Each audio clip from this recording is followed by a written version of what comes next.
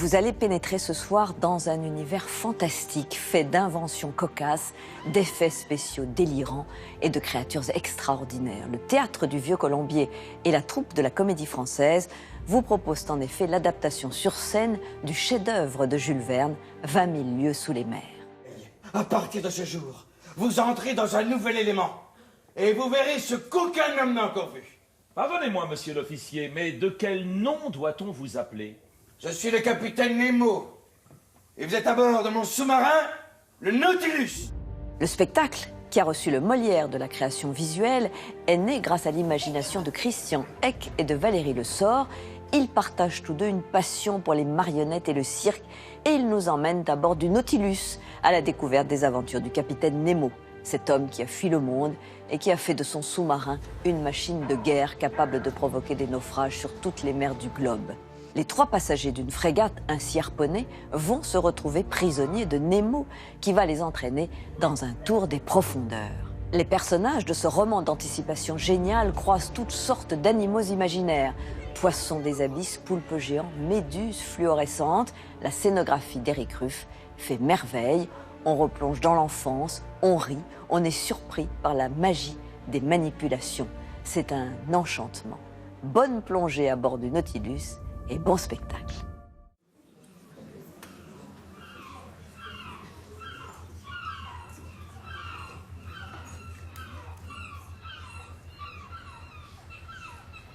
Larguez les amarres! En avant toutes!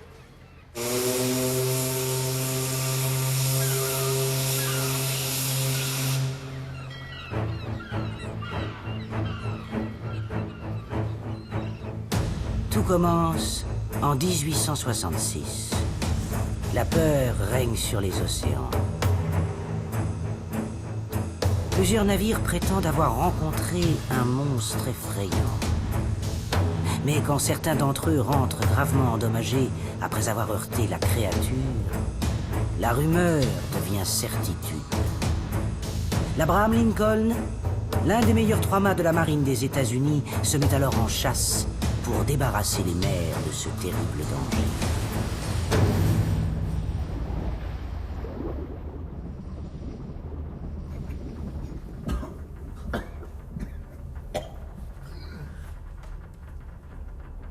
Professeur? Professeur? Qu'est-ce que c'est? Vous êtes là? Oui. Est-ce que monsieur va bien? Oui. Merci, mon brave Français.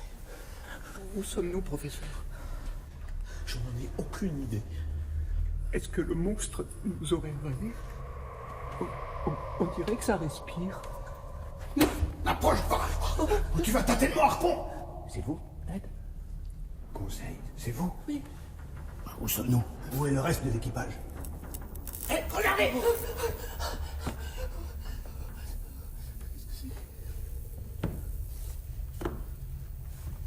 Professeur, non! Attendez! C'est du verre. Ouais, soyez prudents tout de même. Mais oui! Thomas Edison. Thomas qui? Oui, je me souviens avoir lu un article à propos de ses travaux sur l'électricité. De l'électricité? Oui, c'est ça. L'électricité circule à travers un filament qui, en surchauffant, émet de la lumière. Mais pourquoi l'enfermer dans une boule? Afin que le filament ne se consume pas au contact de l'oxygène. Mes amis, nous voici en présence d'une ampoule électrique. Oh la vache!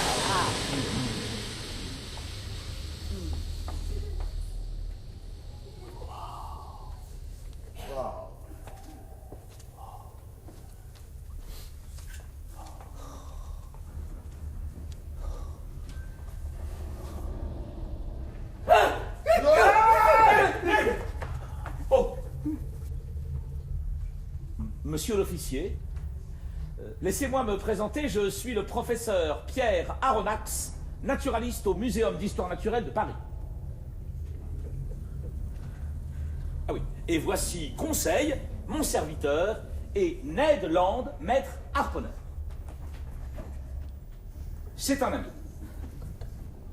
Pardonnez-moi, monsieur l'officier, pourriez-vous nous dire où nous sommes, s'il vous plaît?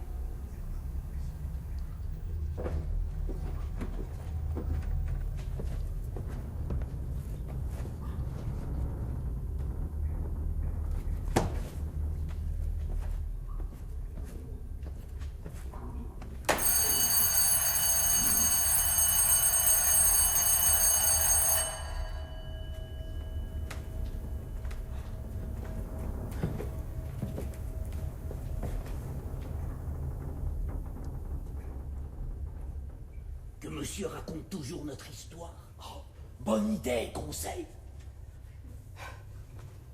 Eh bien voilà. Vous n'ignorez pas que depuis quelque temps, un monstre marin sème la terreur sur tous les océans.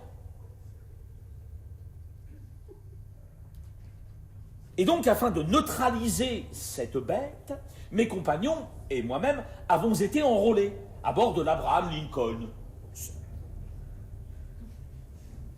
Après 6 semaines de recherches intensives, Maître Land, ici présent, finit par apercevoir la chose en question. Une gigantesque forme allongée aux yeux phosphorescents. Je m'installe à la proue du navire, prêt à harponner. Le commandant Farragut ordonne alors de poursuivre l'animal. Chargez les soupapes, en avant toutes, gouvernail sur le monstre. Mais son allure défie notre frégate. Le commandant Farragut ordonne alors aux canonniers de faire feu. Faites feu, nom de Dieu! Mais le boulet glisse sur l'animal, comme s'il était blindé, avec des plaques de 6 pouces. Et le voici maintenant qui se précipite sur nous à une vitesse stupéfiante. Machine arrière! Trop tard!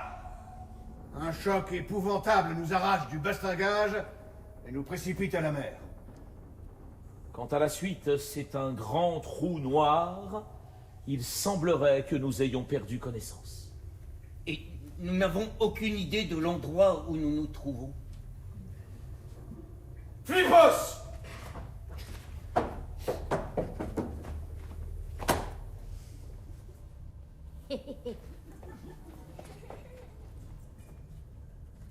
Tire-toi la tabasse.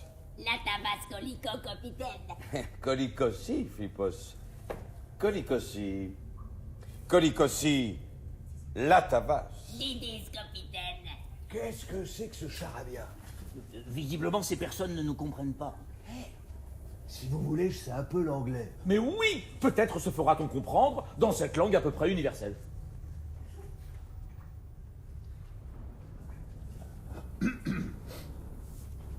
Alors, lady and gentlemen, good evening. At the beginning, we are on the boat for killing the big monster. After a long time, we see it. Wow, it is big, eh? And you have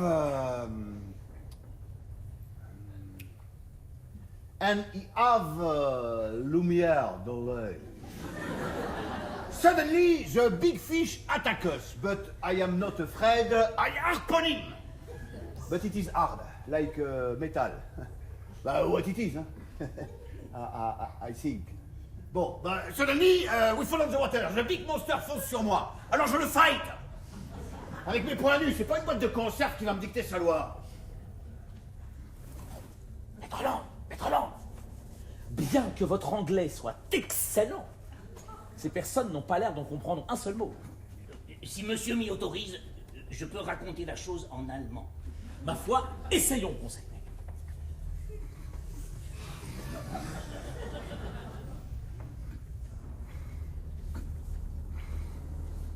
Tout d'abord, Guten Tag. Wir waren auf einem...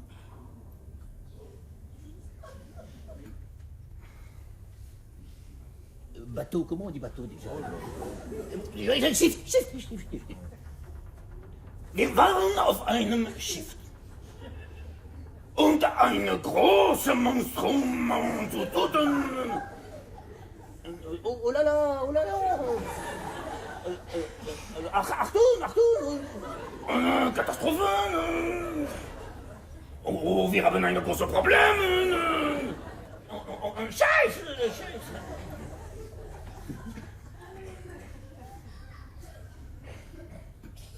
Sprechen Sie Deutsch ou pas du tout?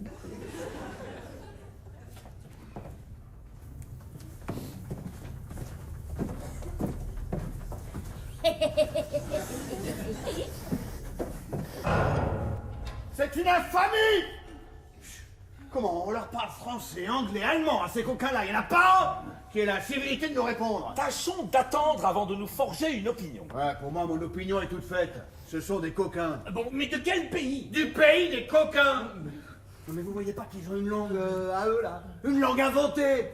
À désespérer les braves gens? Je m'en vais leur dire 2 mots, moi.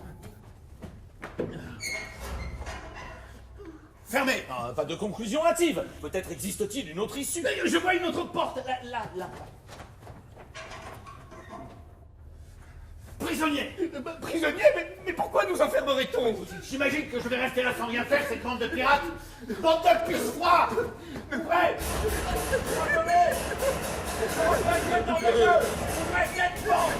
Calmez-vous. Quoi?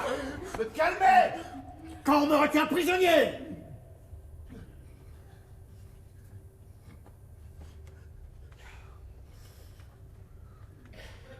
D'abord, qu'est-ce que c'est que ce navire? J'en ai jamais vu de pareil. Et cette langue, et ces drôles d'uniformes. Peut-être sommes-nous simplement victimes d'un problème de communication. Songez après tout que ces gens-là nous ont probablement sauvé la vie. Et qui vous dit que ce ne sont pas des anthropophages? Que leur dessein n'est pas de nous engraisser d'abord, pour mieux nous dévorer ensuite? Quelle imagination, maître Land. Des anthropophages? Mais vous croyez... Mais rassurez-vous, conseil, ces gens-là m'ont l'air tout à fait civilisés. Ned, vous ne devriez pas toucher à tout ça. Oui, je suis de l'avis du professeur. Hein. Ned, je vous demande de laisser cette petite manette...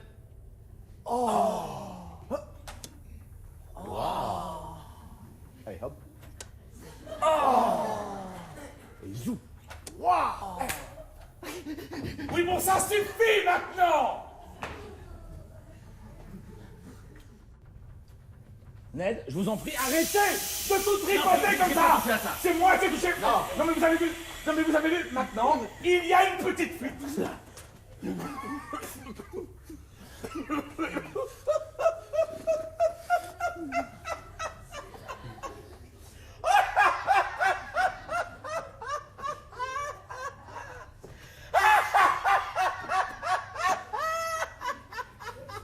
Professeur.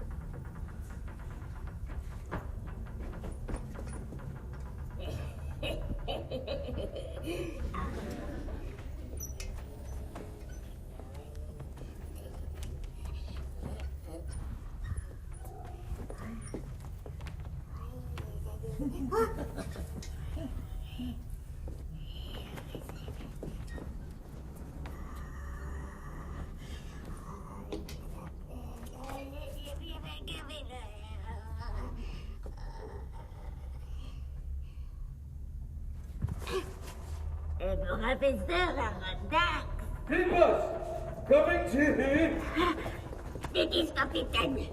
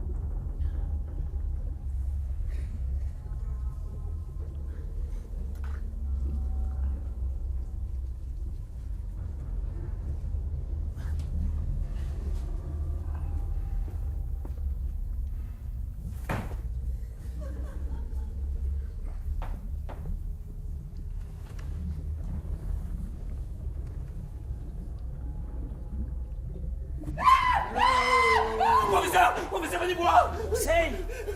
Il y a un poisson par la fenêtre. C'est ça, il y a un poisson par la fenêtre. Je vous jure, il y avait un poisson, là. Un Zanctus cornutus. Oh, ma tête. Oh.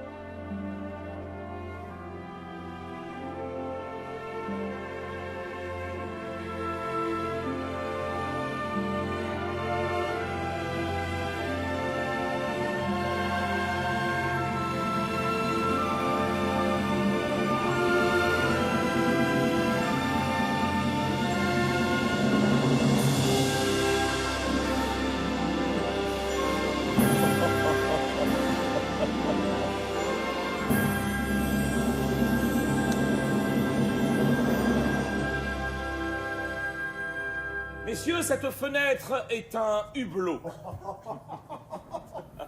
Incroyable. Nous sommes dans un sous-marin. Vous voulez dire que nous sommes sous l'eau?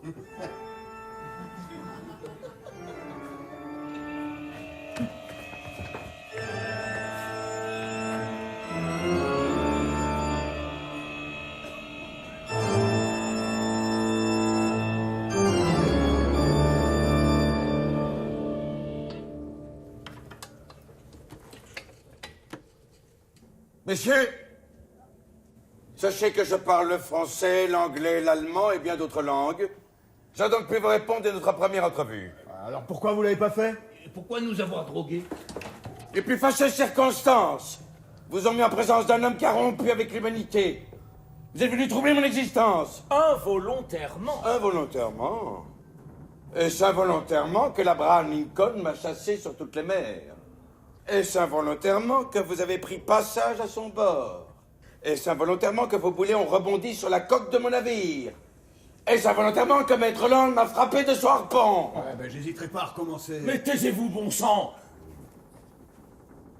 Sachez, monsieur l'officier, qu'en vous poursuivant, l'Abraham Lincoln croyait chasser quelques puissants monstres marins. Oseriez-vous affirmer, monsieur Aronnax, que votre frégate n'aurait pas poursuivi et canonné un bateau aussi bien qu'un monstre? Quand je vous ai repêché inanimé après votre chute, j'ai longtemps hésité à vous donner l'hospitalité. J'aurais pu vous rejeter à la mer et oublier que vous n'aviez jamais existé. N'était-ce pas mon droit? C'était peut-être le droit d'un sauvage, mais pas celui d'un homme civilisé. Je ne suis pas ce que l'on appelle un homme civilisé!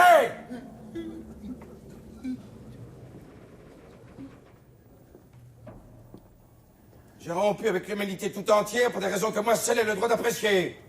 Je n'obéis donc point à ces règles. Vous resterez prisonnier à mon bord puisque la fatalité vous y a jeté. Prisonnier? Néanmoins, vous y serez libre.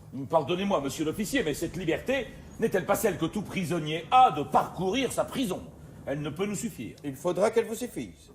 Quoi? Nous devons renoncer à notre patrie, à nos amis, à nos parents? Oui, monsieur. Pour toujours? Pour toujours. Par exemple, jamais je ne donnerai ma parole de ne pas chercher à m'évader. Je ne vous demande pas votre parole, maître Land. Vous êtes venu surprendre un secret que nul homme au monde ne doit pénétrer. Le secret de toute mon existence. En vous retenant prisonnier, ce n'est pas vous que je garde. C'est moi-même.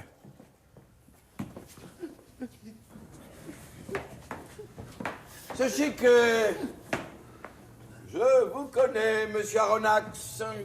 Vous trouverez dans ma bibliothèque, parmi mes lectures favorites, cet ouvrage que vous avez publié sur les grands fonds marins. Je l'ai souvent lu. Ah, le mystère des grands fonds marins. Ah, j'en suis très honoré, oui, c'est un livre, je dois bien l'avouer, particulièrement goûté du monde savant.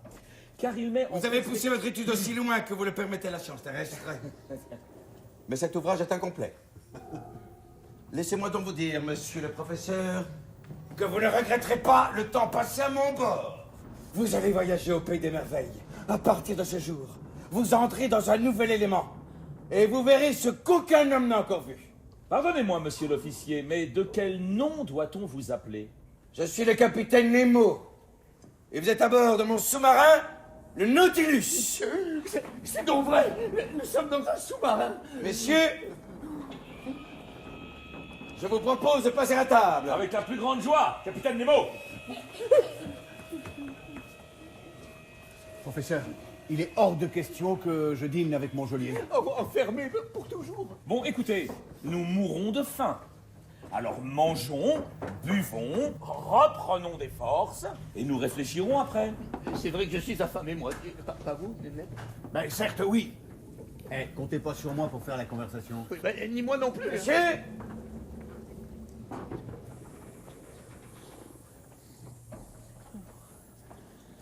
Alors dites-moi, monsieur le capitaine Nemo, comment fonctionne votre Nautilus? il est un élément puissant qui règne en maître à mon bord. Tout se fait par lui, il me chauffe, il m'éclaire, il est l'âme de mes appareils mécaniques. Cet agent, c'est l'électricité. Est-il Dieu possible? Ah oui, oui, comme dans l'ampoule. Une ampoule, conseil, avec un P. Mais comment on respire? Parce que moi, je sens comme un poids, là, au niveau du sternum. Je remonte régulièrement à la surface afin de renouveler l'air du Nautilus. Oh, messieurs! Voici de quoi nous sustenter. Philippos, mon fidèle second, est un fin cuisinier et a tenu à vous concocter sa spécialité en l'honneur de votre premier repas parmi nous.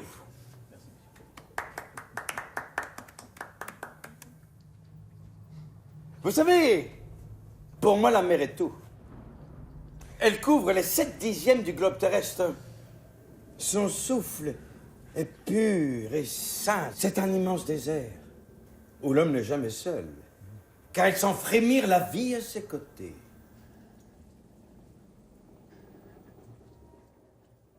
La mer n'appartient pas aux despotes.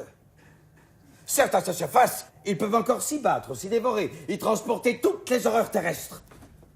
Mais à 30 pieds au-dessous de ce niveau, leur pouvoir cesse, leur influence s'éteint, leur puissance disparaît.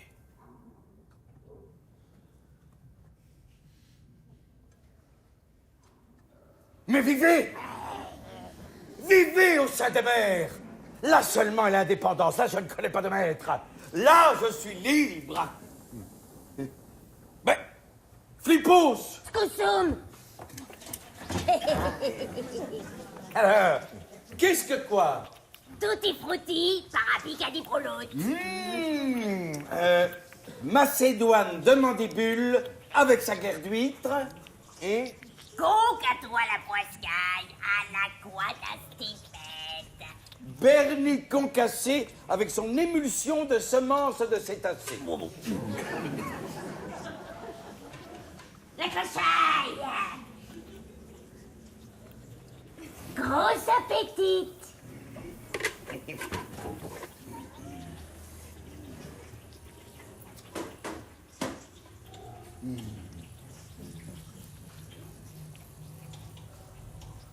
Messieurs, tous ces aliments sont des produits de la mer. Vous pouvez en user sans crainte, ils sont sains et nourrissants.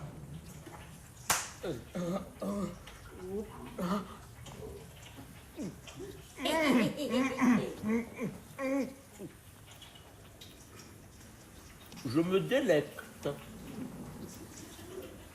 Bon, on dirait du veau. Idiot.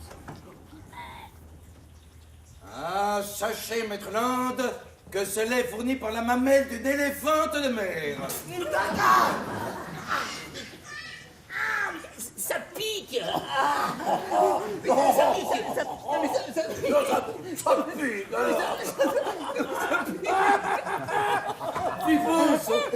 Ça pique.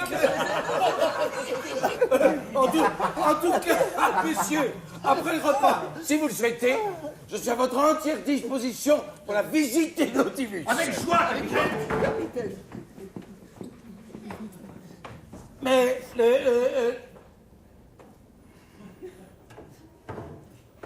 tout d'abord, la bibliothèque. Capitaine, une bibliothèque au fond des mers? Mais où trouverait-on plus de quiétude? Et bibliothèque. Mais, Flippous. Capitaine, Qu'est parce que quoi? Flippos volume Z. Bibliothèque. Mais tis verbitten, bibliothèque pour la Flippous. Porquette, capitaine. Porquette, capitaine, porquette. Birquette, la Flippous. Mituta de barastas. En frot li partaras. En frot li holoblos. Des capitaine. Des biscuits, la Flippous. Capitaine, mais c'est extraordinaire. Vous avez au moins là 6 ou 7 000 volumes. 13 000, professeur. 13 000. 13 000 volumes. Tous ces ouvrages sont à votre entière disposition. Oh, merci, capitaine. Vous pouvez les emprunter à votre guise. C'est un terrain d'étude extraordinaire. Regardez. Oui, et je l'ai remarqué. Vous l'aviez vu. C'est Venez voir. extraordinaire parce que... Et alors, c'est extrêmement rare. Birbitten, bibliothèque. Et la Flippos n'en a rien à fichtre. Titis, capitaine. Ah, la boulette.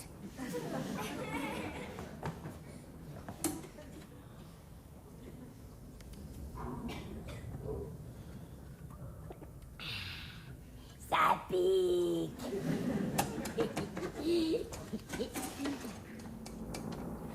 Oh.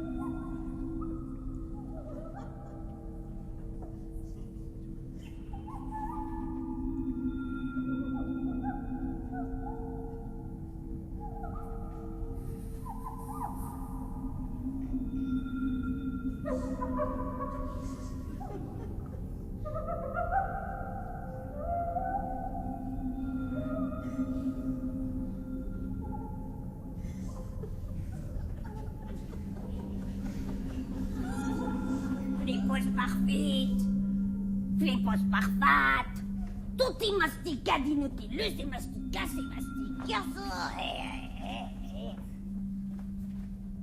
Mais si la volesse, Captain Flippos, tu brossaretti partaras, exavolte. Du, j'avais l'Isakli holoblos. Du. Pili, pili. Pili, pili, pili, pili. Ah. Pili, pili, pili, pili, pili, pili. Oh.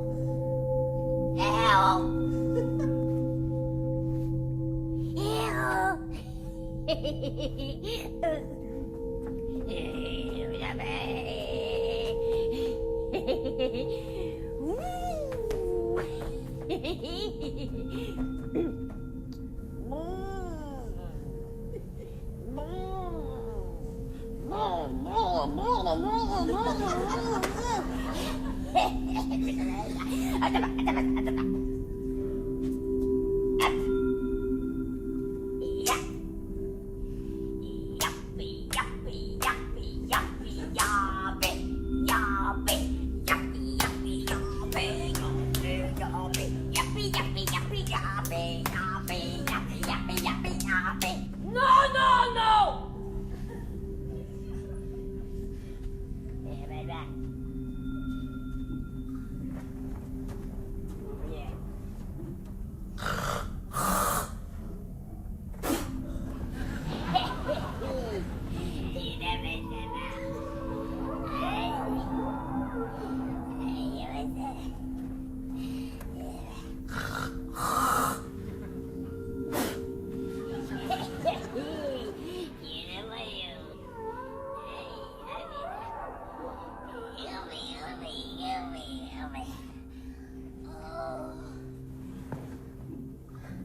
Flippos tutti flagada. Capitaine, mais c'est extraordinaire! Une bibliothèque, 13 000 volumes, des tableaux de maître, un orgue, des partitions originales, des sculptures, des objets précieux, de la joaillerie, capitaine! Votre Nautilus est un véritable musée. Toutes ces œuvres d'art sont les seuls liens qui me rattachent encore à la Terre. Pour moi, le monde a fini le jour où mon Nautilus a plongé pour la première fois sous les eaux et je veux croire que l'humanité n'a plus rien pensé, créé ou écrit depuis.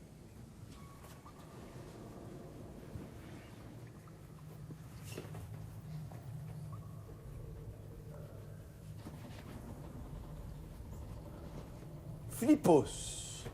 Capitaine.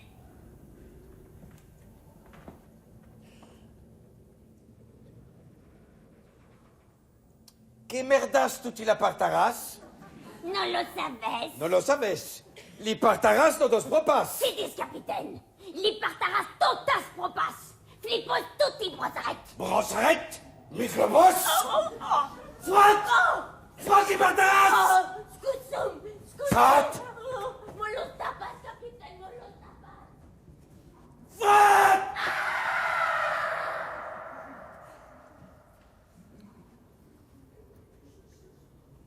Qu'est-ce que vous voulez?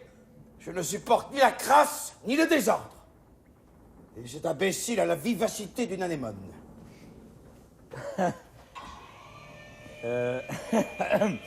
Pardonnez-moi, hein, capitaine, mais quelle est donc cette drôle de langue que vous utilisez qui m'est totalement étrangère?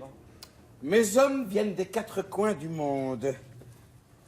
Tout comme moi, ils ont rompu avec leur patrie. Pour faciliter la communication, j'ai dû inventer un langage commun. Oh, alors peut-être aurons-nous la chance de rencontrer un Français parmi eux. Ah. Nous sommes par 137 degrés et 15 minutes de longitude à l'est du méridien de Paris. Il y a 18 minutes et 12 degrés de latitude nord, c'est-à-dire à 30 000 environ des côtes du Japon.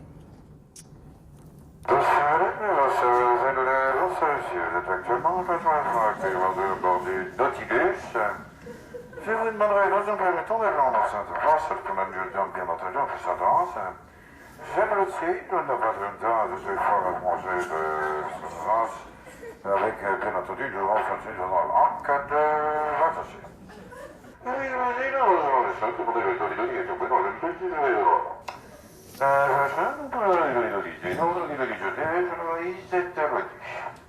la raison de 57 degrés pour voir sur là. Alors, Flippos. Hello, capitaine.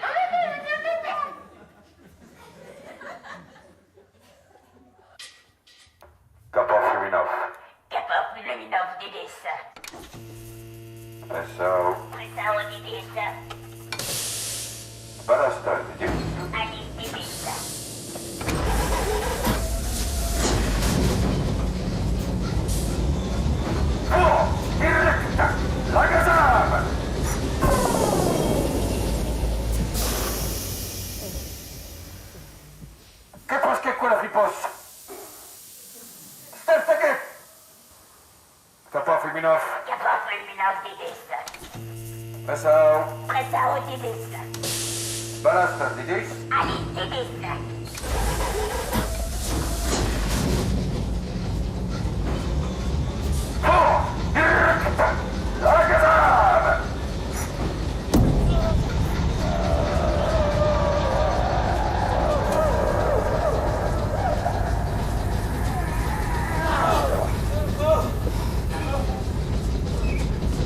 Professeur, c'est aujourd'hui le 18 décembre 1867 à midi que commence votre premier voyage d'exploration sous les eaux.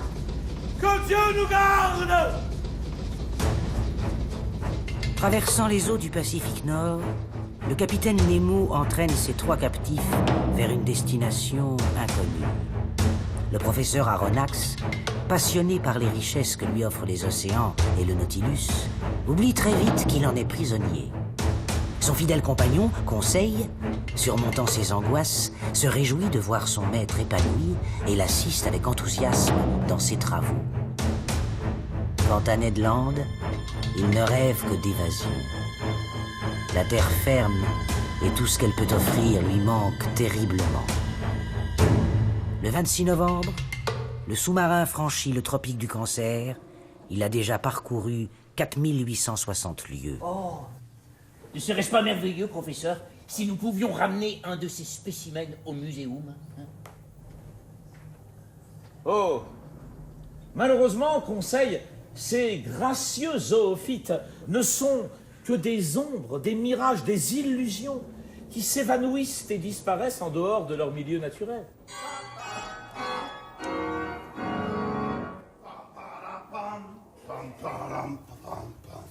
Eh, vous avez vu cet orgue? Oui, il doit être riche à 1 milliard, votre capitaine. Hop, hop, hop.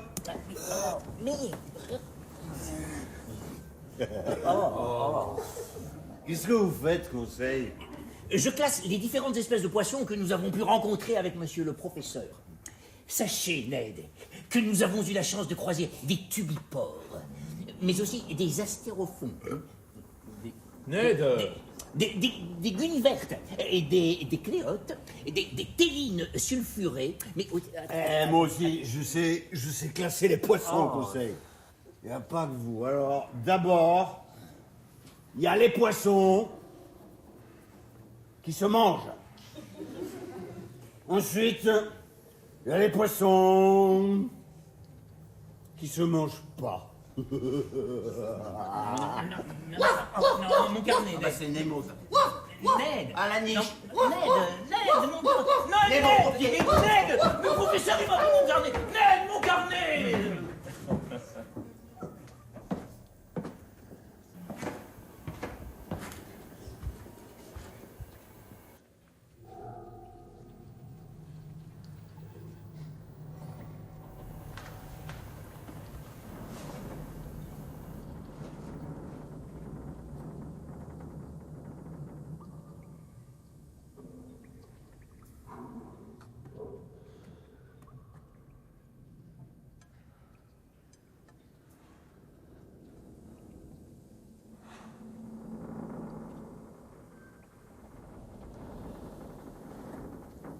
Que diriez-vous d'une petite randonnée? Quoi, nous allons à terre? Mais je croyais que vous aviez juré de ne plus jamais y mettre les Il pieds. n'est pas question de mettre pied à terre, je parlais d'une randonnée sous-marine. Vous plairait-il de tenter l'expérience? Avec joie, capitaine. Vous avez des scaphandres? Mieux que ça, professeur, mieux que ça. J'ai inventé un nouvel appareil que j'ai nommé Rouquayrol. Rouquayrol. Un scaphandre, lui, est relié à une pompe qui lui envoie de l'air par un tuyau en caoutchouc, véritable chaîne qui le rive au navire. Vous en conviendrez. Oui, absolument, oui. J'ai mis au point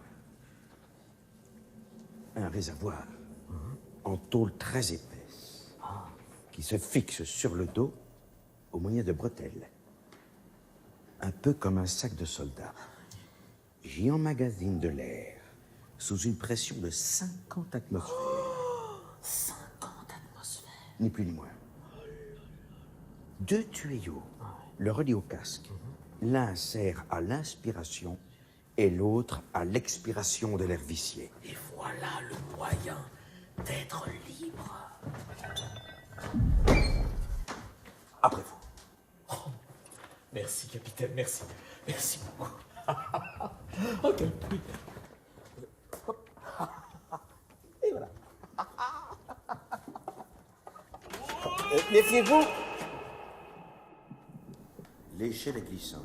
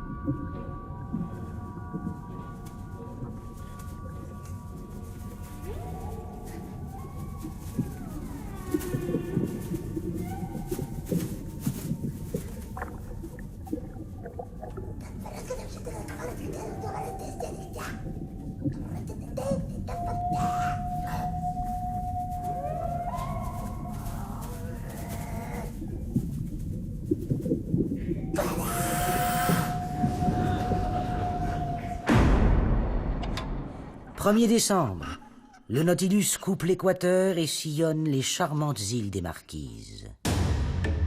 Pendant cette traversée, la mer prodigue incessamment ses plus merveilleux spectacles et les varie à l'infini.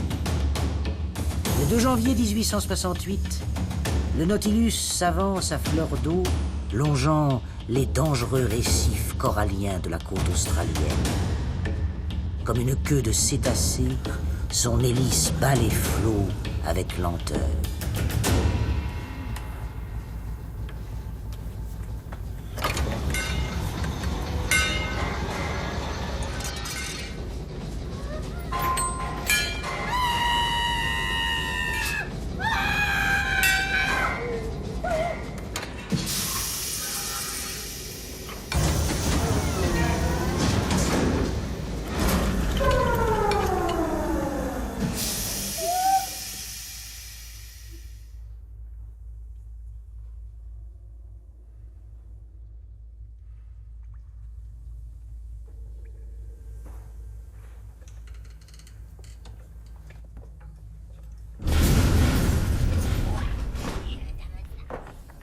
Qu'est parce que quoi la flipos? Castrifie, capitaine.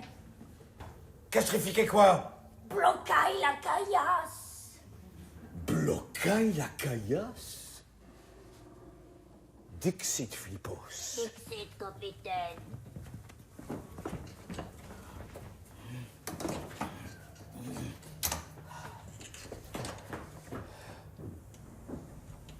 Blocaille la caillasse. Philippos! Un accident, capitaine? Non. Un incident. Mais n'avons-nous pas heurté quelque chose? Le Nautilus me semble immobilisé. Ah, nous nous sommes échoués sur un de ces fameux récifs coralliens du détroit de Torres. Mais ne vous inquiétez pas, le Nautilus n'est pas en danger. Dans 2 jours, ce sera la pleine lune, ce qui provoquera une grande marée. Et je serais bien étonné si ce complaisant satellite ne soulève suffisamment ces masses d'eau et ne me rende un service que je ne veux devoir qu'à lui seul. Que s'est-il passé? Le Nautilus est échoué sur un récif de corail. Eh bien? Eh bien, ami Ned, nous attendrons tranquillement la pleine lune qui, paraît-il, aura la complaisance de nous remettre à flot. Tout simplement. Tout simplement. Messieurs, vous pouvez me croire quand je vous dis que ce morceau de fer ne naviguera plus jamais ni sur ni sous les mers. Il est bon à revendre au poids. Allô? Philippos, ici le capitaine Minus. Nautilus pour toutes les zones. Messieurs! Nous sommes immobilisés en surface pour 2 jours. En attendant la grande marée de pleine lune, si vous le souhaitez, vous pouvez prendre l'air et disposer librement du pont supérieur. De l'air, oh oui, de l'air, merci, capitaine. Que faites-vous avec ce harpon? J'ai aperçu ce matin un couple de baleines. Je ressens un besoin pressant de pratiquer mon art. Nous avons largement à bord de quoi nous nourrir. Ici, ce serait tuer pour tuer. Je sais que c'est un privilège réservé à l'homme, mais je n'admets pas ce passe-temps meurtrier. En détruisant les baleines, vos semblables commettent une action blâmable. Laissez donc tranquilles ces pauvres cétacés.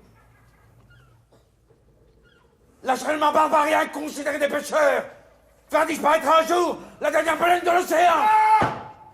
Bon, voilà.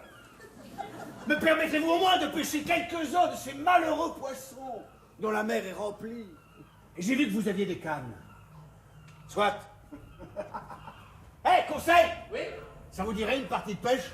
Ce serait un honneur, mais je n'ai jamais pêché. Ouais, ben, je vais vous apprendre. Venez attraper. Allez-y, installez-vous, j'arrive.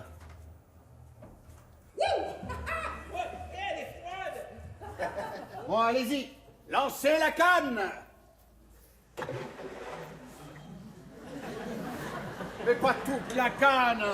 Triple buse! Excusez-moi, elle m'a échappé des mains. Bon, allez-y, prenez l'autre. Et maintenant, déroulez le fil, doucement. Voilà, doucement.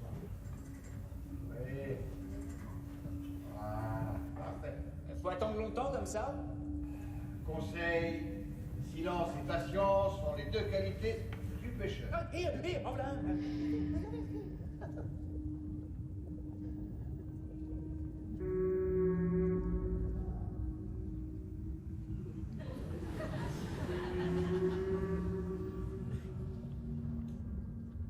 Non, raté! Oh! Hé, attends, hé, on veut un autre là. Hé, en gros. Hop! Oh, mais trop tôt! Triple douille! Je crois que je suis vraiment pas fait pour la pêche. Ouais, ça, non. Je vais voir.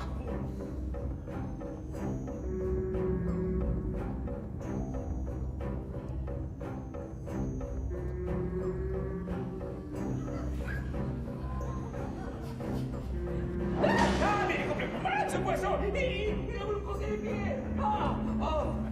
Voilà!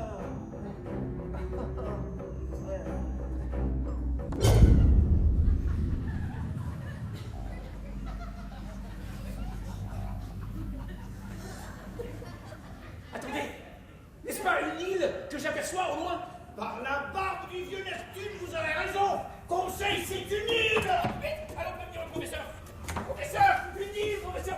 Eh bien, Professeur, il y a une île! eh bien, le moment est peut-être venu de fausser compagnie à votre cher capitaine. Je vous déconseille, maître Land! Voilà, Mieux vaut être prisonnier du Nautilus que de tomber entre les mains des naturels de Papouasie. Croyez-moi. Des quoi? Mais enfin, voilà une île! Sur cette île, il y a des arbres! Sous ces arbres, des animaux, des porteurs de côtelettes et de roast beef, auxquels je donnerais volontiers quelques coups de dents. Oh, moi aussi! Oh, silence! Ben quoi, il a raison! Enfin, ne peut-on au moins tâter de ce terrain? Soit, demain à la première heure, mon canot sera mis à votre disposition. Non mais soyez prudents. Si vous ne voulez pas terminer gibier vous-même, ne vous aventurez pas trop loin à l'intérieur des terres. Pourquoi? Qu'est-ce que vous voulez dire?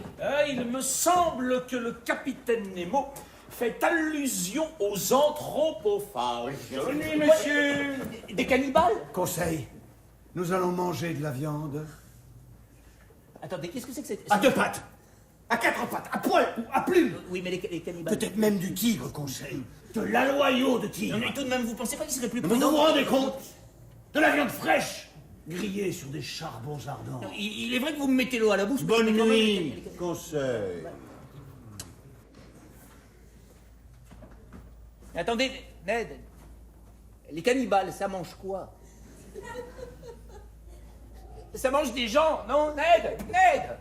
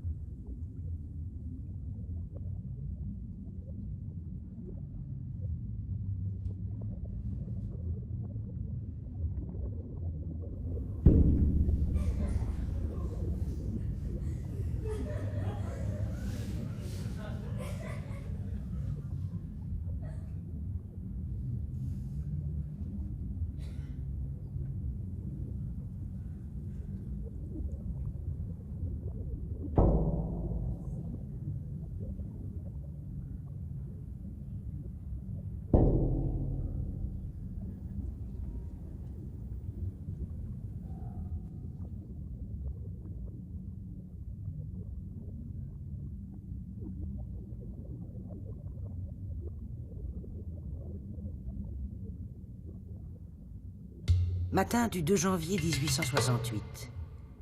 Pendant que le Nautilus attend une marée favorable pour se libérer, Ned et Conseil se préparent à débarquer sur l'île. Monsieur, votre canot est prêt, je répète. Votre canot est prêt.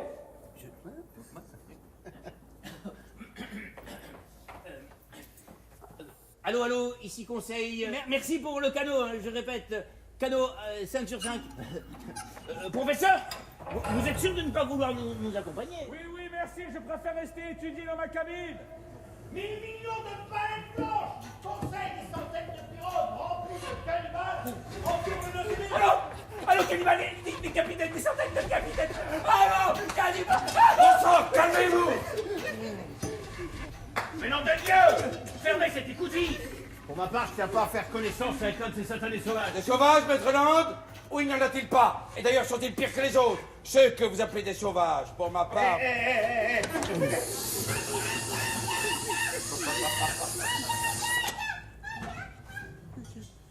N'entre pas qui veut dans le Nautilus. Ces sauvages, maître Land.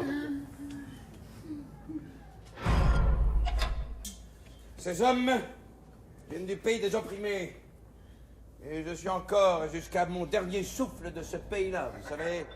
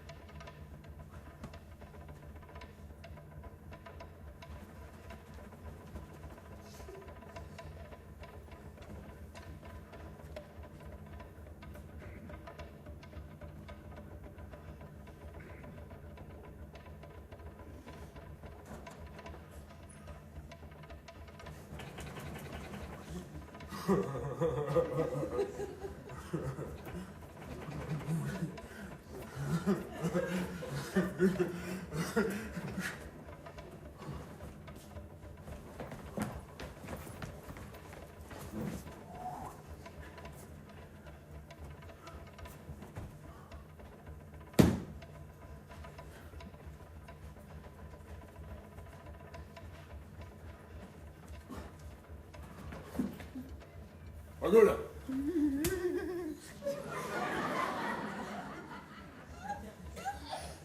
Wagula. Wagula. Wagula. Wagula. Wagula kan denken, det kan bare kigge. Gulo, du kan ikke lægge sig på en bindgang, der kan kigge. Gulo, gulo. Wagula! No, no! No, no!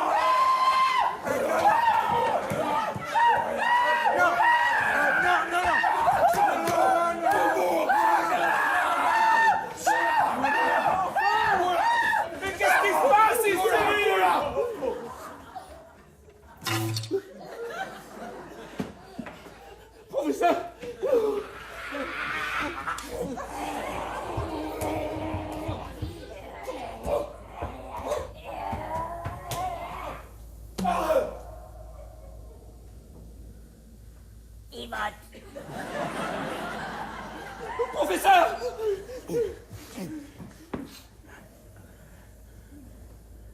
Son cœur ne va plus!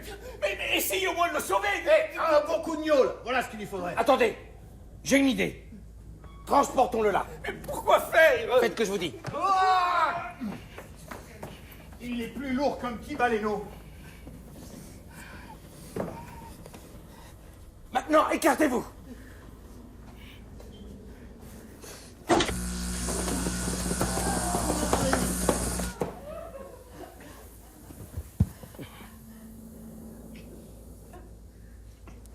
Non.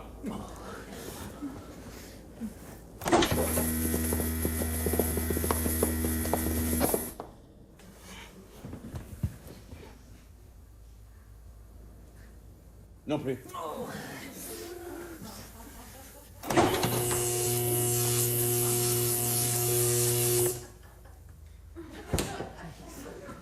Ah professeur, vous êtes vivant! Comment vous sentez-vous? Mais bien. Non, très bien, peut-être un léger picotement, mais sans plus.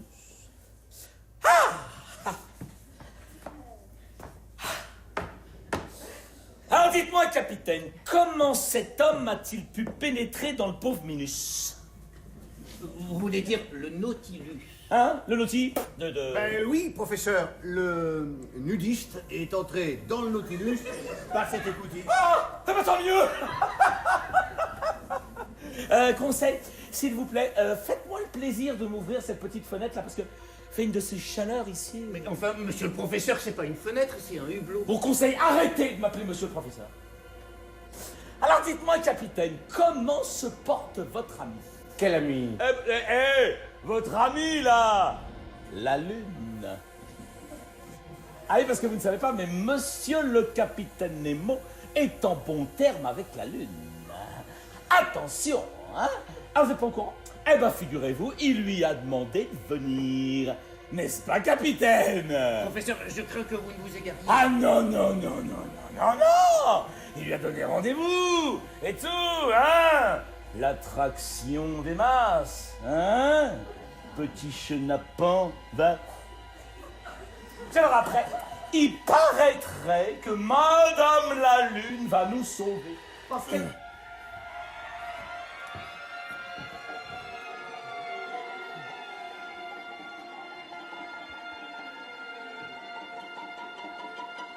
Delirium sopophore. Un poison. Il a besoin de repos et de calme absolu.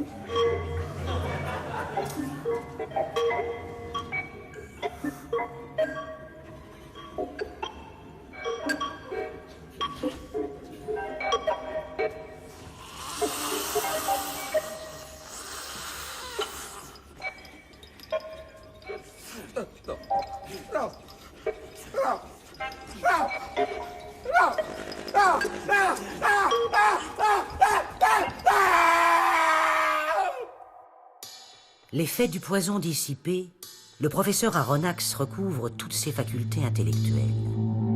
À l'aube du 3 janvier, comme l'avait prédit le capitaine Nemo, la Lune tient ses promesses.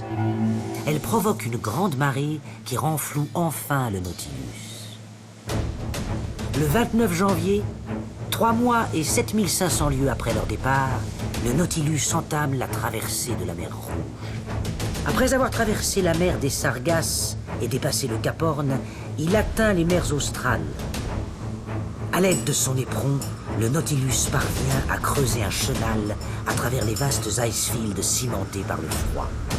Enfin, le 18 mars, l'équipage se trouve face à la banquise. Cette banquise qu'aucun navigateur n'a jamais pu franchir. Le capitaine Nemo donne l'ordre de passer sous l'imposante masse de glace pour tenter l'impossible, le pôle sud. Après 48 heures de navigation, l'épaisseur de la banquise ne permet toujours pas de faire surface et les réserves d'air commencent à s'épuiser. Il devient primordial de trouver une issue. L'équipage est au bord de l'agonie. Quand enfin, dans un dernier souffle, le capitaine Nemo annonce que la mer est libre.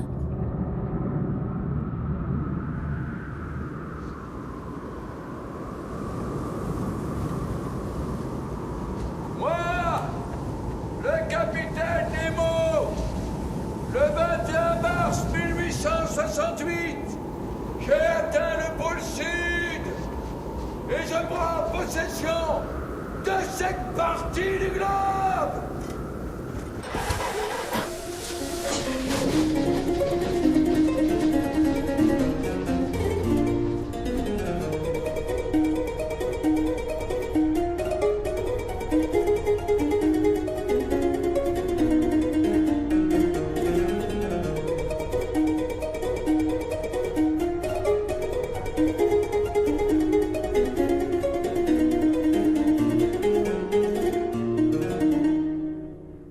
L'océan possède un pouls, des artères, une circulation aussi réelle que la circulation sanguine chez les animaux. Non, mais ça... non mais les amis, vous tombez bien. Écoutez ce qu'écrit le capitaine Nemo. Si vous préleviez tout le sel de l'océan, vous en feriez une masse qui, étalée sur le globe, formerait une couche de plus de 10 mètres de hauteur. Professeur, c'est pour ce soir. Quoi? Mais qu'est-ce qui est pour ce soir? Mais qu'est-ce que c'est que cet accoutrement? Nous ne sommes qu'à quelques milles des côtes espagnoles. Le vent souffle du large, la nuit est sans lune, et le Nautilus devrait bientôt faire surface pour renouveler son air. Et alors? Et alors? Mais toutes les conditions sont réunies pour tenter une évasion. Une quoi? Mais pourquoi faire? Depuis l'épisode malheureux du pôle sud où nous y pensions avec Maître Lang. Mais à présent que nous sommes en Europe, je n'osais pas vous en parler. N'oubliez pas qu'on a failli perdre la vie. Il est puissant, votre capitaine, mais mille diables. Il n'est pas plus puissant que la nature. Tout cela finira mal, croyez-moi. Vous ne comptez tout de même pas rejoindre la côte à la nage? On prendra le canot de sauvetage. Ah oui?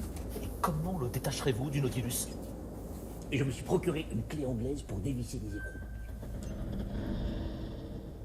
Tout de même, la mer me semble très mauvaise. La liberté vaut qu'on la paix, professeur.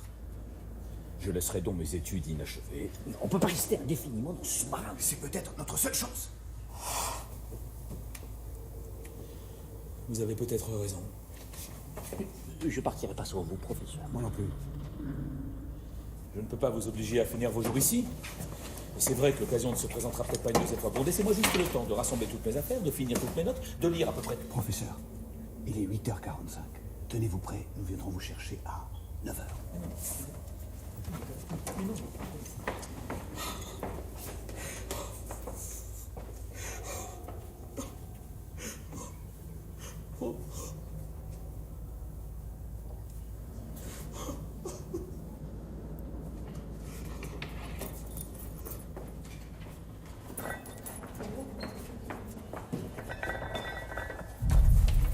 Professeur, je vous cherchais. Savez-vous l'histoire d'Espagne? Eh bien, je vous ai posé une question. Connaissez-vous l'histoire d'Espagne? Très mal. Voilà bien les savants, ils ne le savent pas. Donc, En 1702, la France envoie un riche convoi, escorté par une flotte de 23 vaisseaux, mené par l'amiral Château-Renaud vers l'Espagne. Vous n'ignorez pas qu'à cette époque, un conflit opposait la France à l'Angleterre. Non, bien sûr. Dans les environs de la baie de Vigo, le convoi est attaqué par la flotte anglaise. Pressentant leur défaite, l'amiral Château-Renaud donne l'ordre de s'aborder les 23 navires afin que le trésor ne tombe pas en main ennemie. Eh bien? Eh bien, monsieur Aronnax, nous sommes dans cette baie de Vigo.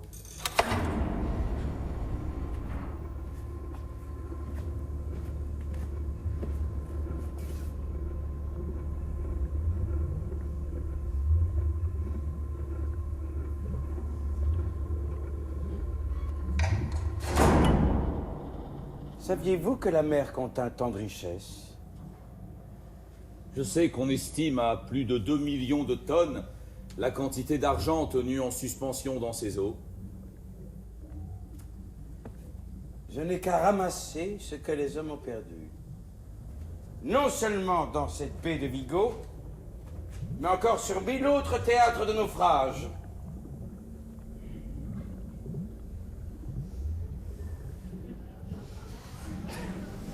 Comprenez-vous maintenant que je sois riche à milliards? Mais songez-vous, monsieur le capitaine Nemo, que tout cet argent que vous gardez pour vous seul, bien utilisé, pourrait profiter à tant de malheureux? Croyez-vous, monsieur, que ces richesses soient perdues alors que c'est moi qui les ramasse? Pensez-vous que j'ignore qu'il existe sur cette terre des êtres souffrants, des misérables à soulager, des victimes à venger? Est-ce pour moi seul, selon vous, que j'en prends la peine de ramasser ces trésors? Qui vous dit que je n'en fais pas bon usage? Eh bien, enlevez-moi ça, là. Fait pas si froid que le diable. Non mais capitaine Nemo, Capitaine, vrai, professeur, nous ne devrions plus tarder à faire surface. Oui.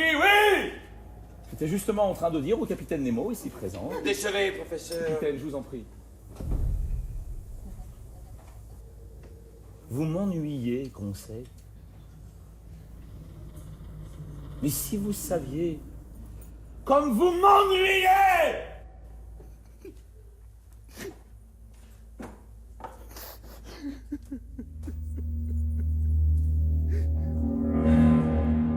Un mois plus tard, 17 000 lieues avaient été parcourues. Longeant les côtes américaines, le capitaine Nemo s'écarte du golfe du Mexique, ne voulant pas fréquenter ces parages semés d'îles et sillonnés de steamers. Le 16 avril 1868, aux environs de la Martinique et de la Guadeloupe. Pour retrouver un jour ma douceur, oh mes bouées, oula oulala. Pour retrouver un jour ma douceur, oh mes bouées, oula oulala. Pique la baleine, joli baleinier, pique la baleine, je veux naviguer. Pique la baleine, joli baleinier, pique la baleine, je veux naviguer. Aux 1000 mers, j'ai navigué. Oh mes bouées, oula oulala. Aux 1000 mers, j'ai navigué. Oh mes bouées, oula oulala. Hey! Pique la baleine, joli baleinier, pique la baleine, je veux naviguer. Hey! Pique la baleine, joli baleinier, pique la baleine, je veux naviguer. Des mers du nord aux mers du sud, Oh mes bouées, oula oulala. des mers du nord aux mers du sud. Oh mes bouées, oula oulala. Hey! Pique la baleine, joli baleinier, pique la baleine, je veux naviguer. Hey! Pique la baleine, joli baleinier, pique la baleine, je veux naviguer. Je les retrouvais quand je m'ai noyé. Oh mes bouées, oula oulala. Je les retrouvais quand je m'ai noyé. Oh mes bouées, oula oulala. Pique la baleine, joli baleinier, pique la baleine, je veux naviguer. Pique la baleine, joli baleinier, pique la baleine, je veux naviguer. Dans les grands fonds, elle m'espérait. Oh mes bouées, oula oulala. Dans les grands fond, elle m'espérait. Oh, mais oui, oula, oula, là. Hey, pique la baleine, le jeune baleinier. Hey, pique la baleine, vous l'arrivée. Hey, pique la baleine, le jeune baleinier. Pique la baleine, vous l'arrivée. En couple à elle, me suis couché. Oh, mais oui, oula, oula, là. En couple à elle, me suis couché. Oulala, Non. Oh, mais oui, oula, oula, là. Hey, pique la baleine, le jeune baleinier. Hey, pique la baleine, vous l'arrivée.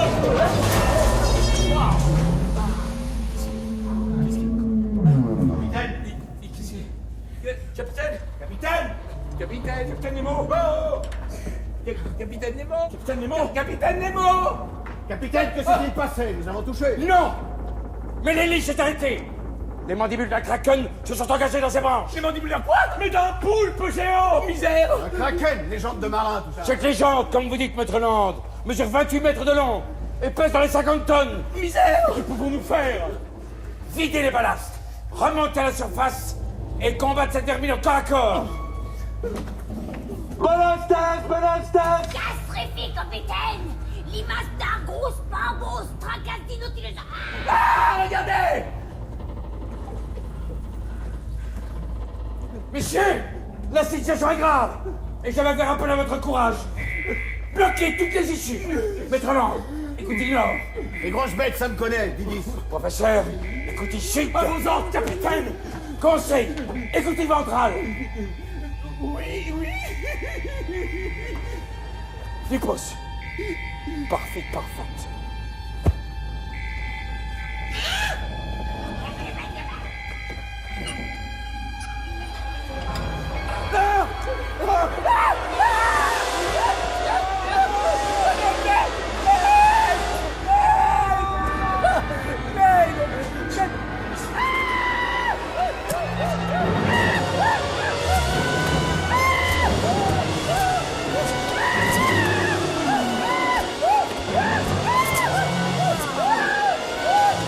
Non! Philippos! Sale monstre! Tu vas périr!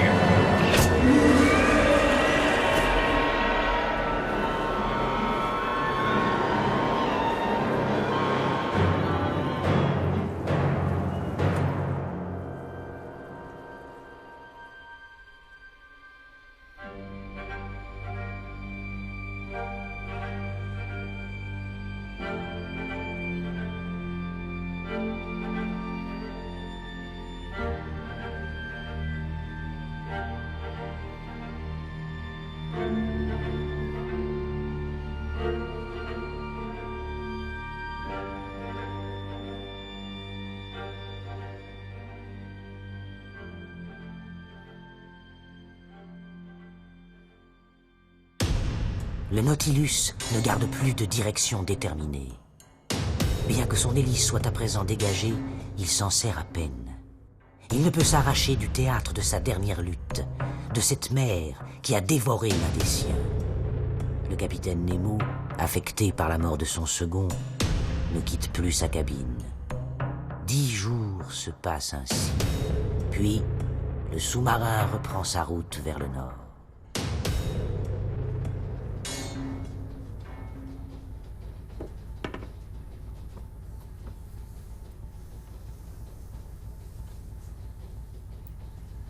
Il est hors de question que je le suive jusqu'au pôle Nord.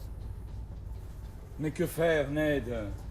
Vous savez bien qu'une évasion est impraticable en ce moment. J'en viens à ma première idée. Il faut que vous parliez au capitaine. Ned, vous connaissez les intentions du capitaine à notre égard? Oui, je sais. Mais cette errance est insupportable. Parlez en mon nom seul, si vous voulez. Mais, Ned, vous avez vu comme il m'évite et comme il est triste depuis la disparition de son second Flippos. Une raison de plus pour lui parler. Mais je lui parlerai, Ned. Quand? Mais je ne sais pas quand l'occasion se présentera.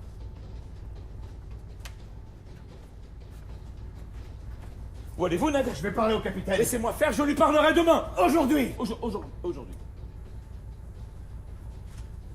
Ned.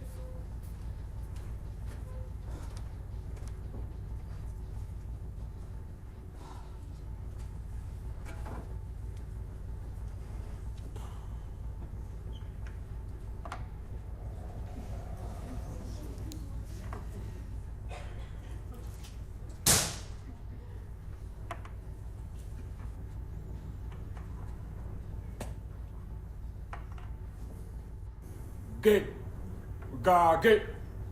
Gogola. Café, merci. Gagé.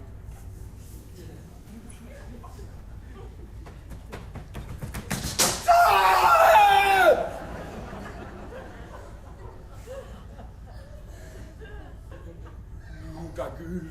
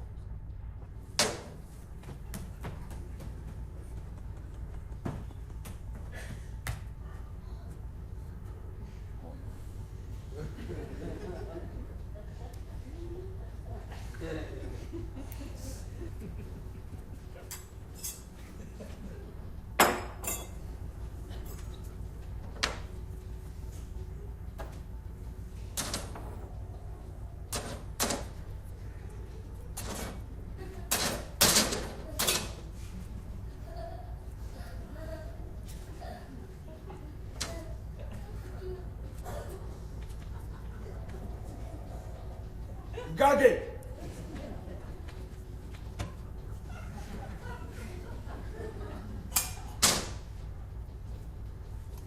Merci pour ce bon café. Mais...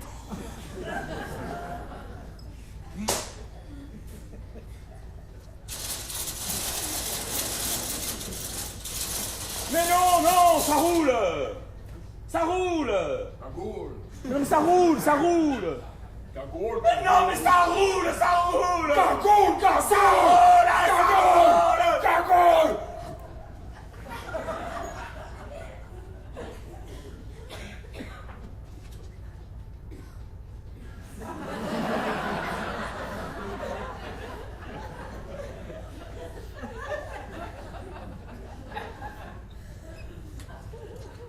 Voilà.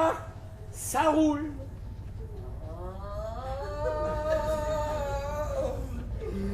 Gagoule. Oh, Gagona. Gagoule. Oh, Gagona. Gagona. Gagoule, Gagona. Oh. Gagoule. Hey, Gagoule. Oh, Gagoule. Hey, coquin. Gagoule. Gagoule.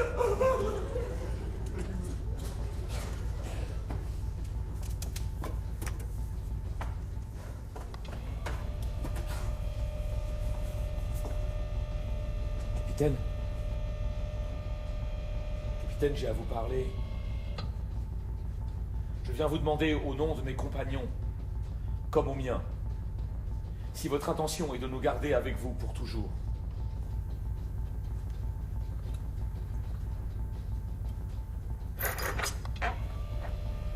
Capitaine? Capitaine?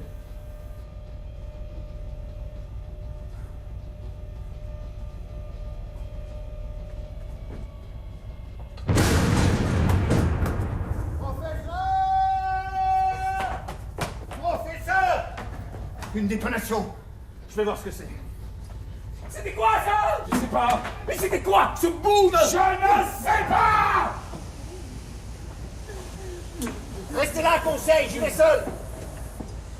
Professeur, un bâtiment à moins de 10 000. À la hauteur de ses mailles, à sa voilure, je parierais que c'est un navire de guerre. Si ce bateau passe à moins d'1 000, je me jette à la mer. Non. Et je vous conseille d'en faire autant. Non. Ned, vous êtes là? Ned, répondez. Ned, vous êtes là? Ned! Oh, Ned! Il me tire dessus. Redescendez! Non. Si! Non, venez me rejoindre. Il a porté de quoi fabriquer un drapeau blanc. Oh, ma foi, il a raison. Mais vous êtes sûr? Oui. Moi, j'ai cherché mes notes. Et vous, mais trouvez de quoi faire un drapeau blanc. Mais un drapeau blanc, mais un drapeau blanc. Oh, un drapeau blanc.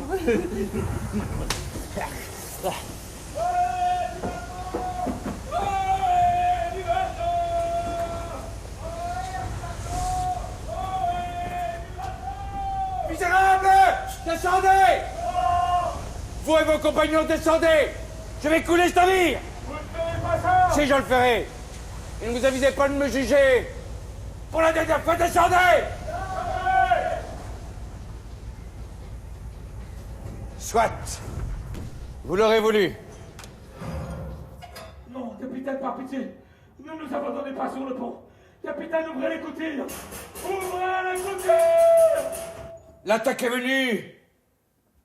La riposte sera terrible. Frappe! Navire insensé! Prodigue tes inutiles boulets! Tu n'échapperas pas à l'éperon du Nautilus! Je suis l'opprimé! Et voilà l'oppresseur!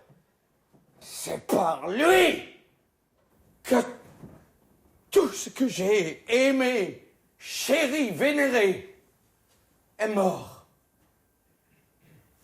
Femme, patrie, enfant, mon père, ma mère, j'ai vu tout périr. Tout ce que je hais est là!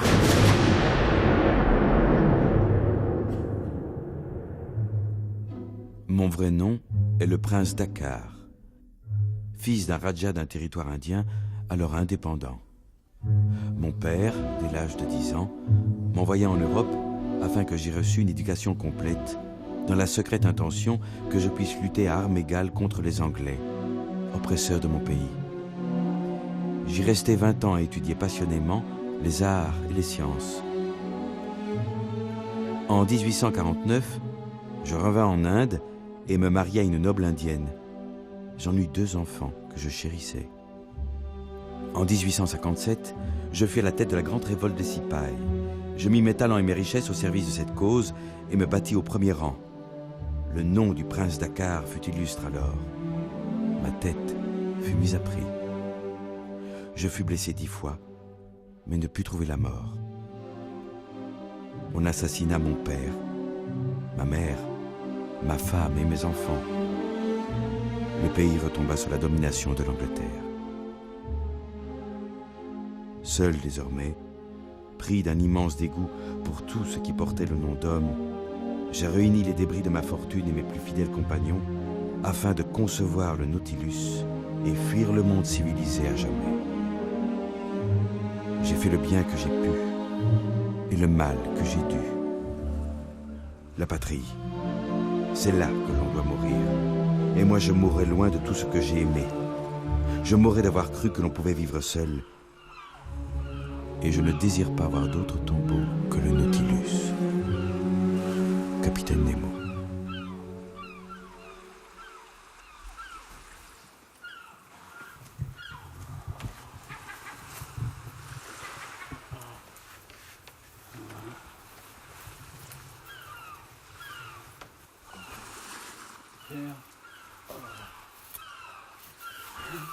Pierre!